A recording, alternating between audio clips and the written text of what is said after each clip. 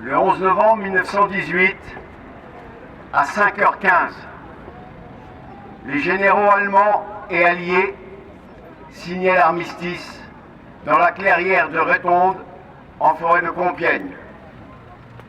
À 11h, le cessez-le-feu devenait effectif et la France pouvait célébrer la victoire partout.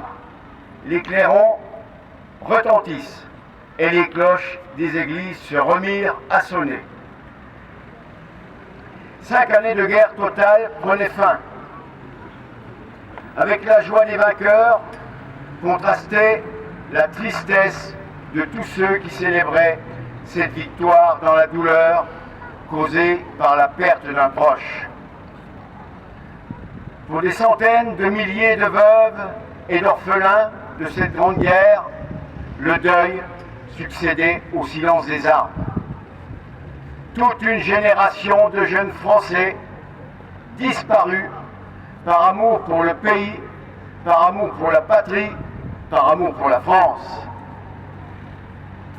De 1915 à 1918, les soldats vécurent dans les tranchées, soumis au froid, à la pluie, à la boue, au mauvais ravitaillement, à une hygiène déplorable, à des tirs d'obus incessants, ainsi que des jets de gaz. La terre de nos campagnes sert de linceul aux poilus.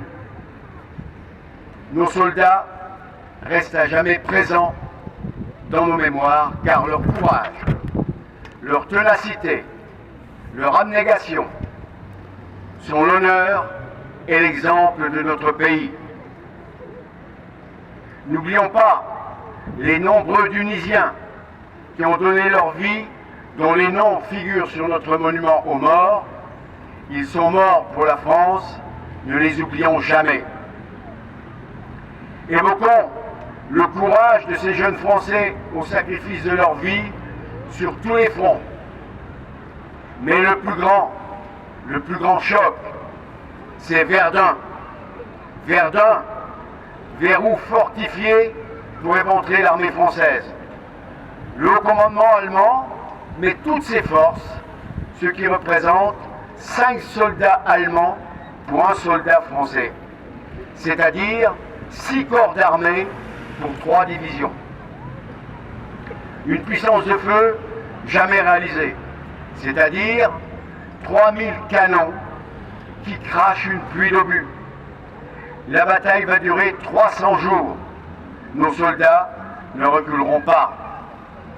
Le 11 novembre 1918, quand les armes se taisent, personne ne songe encore au prix effroyable payé par la France.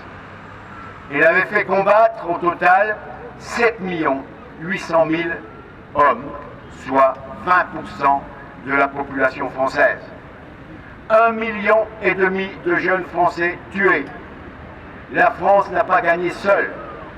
Nos alliés d'alors, qui le sont restés par la suite, sont venus combattre pour une terre qui n'était pas la leur, et les nombreux cimetières anglais, canadiens, américains qui parsèment nos belles campagnes du Nord et de l'Est nous racontent que le courage, la volonté de vaincre et l'ardeur étaient en tout point comparables dans les rangs de nos combattants alliés.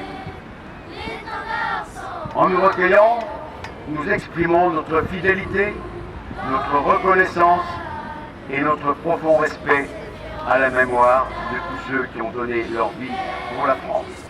Vive la France!